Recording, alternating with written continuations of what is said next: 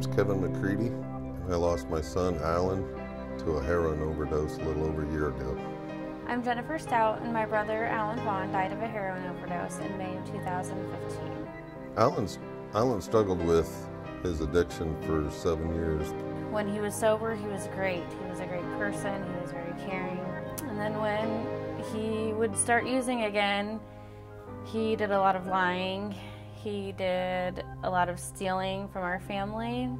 Alan he did steal from us. He stole from his grandparents, he stole from his sister, but I know now that it wasn't him, that wasn't the kind of person he was, but he was doing it so he could get money to supply his habit.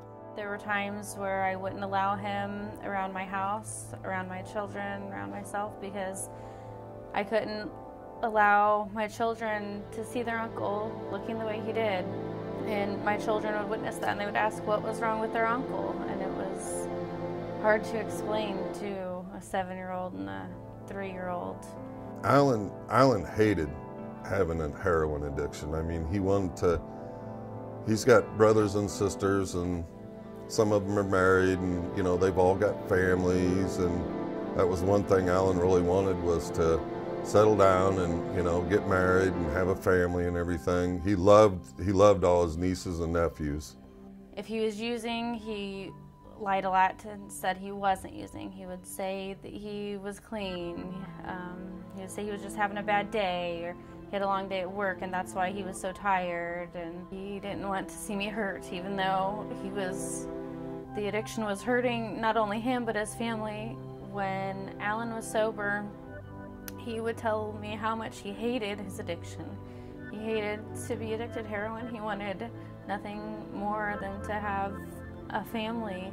When Alan was in and out of rehab, we'd get him to finally agree to go, and he would go, and we could breathe a little easier because we figured he's not on the streets, he's not using, he's in a safe place.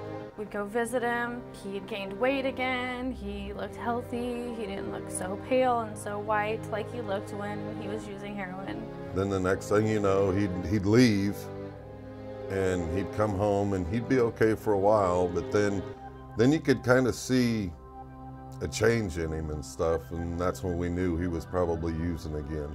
My wife and I really didn't know a whole lot about it, and where to get help for him or who we could turn to help us, or I never thought in a million years that I'd ever have to deal with something like this with one of the kids.